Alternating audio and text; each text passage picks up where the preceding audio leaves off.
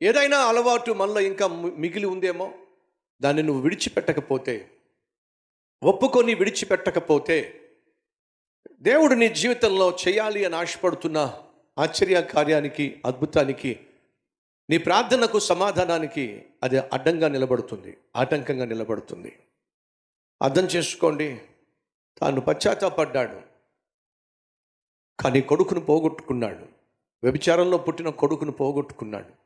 కారణం ఏమిటయ్యా అంటే, 4 గొర్రెలు ఇవ్వాల్సిందే శాసనం చేసేసాడు. ఆ తర్వాత మిగతా 3 కొడుకులను కూడా పోగొట్టుకున్నాడు. అందులో ఒకడు అబ్షాలోము. ఎప్పుడైతే పశ్చాత్తాపపడి దేవుని దగ్గరకు వచ్చి తన జీవితాన్ని పునరంకితం చేసుకున్నాడో, దేవుడు దావీదును చూసి జాలిపడ్డాడు. ఆ తర్వాత ఏం జరిగిందో తెలుసా? దావీదు తన భార్యగా చేసుకున్నటువంటి బత్షెబను కలిసినప్పుడు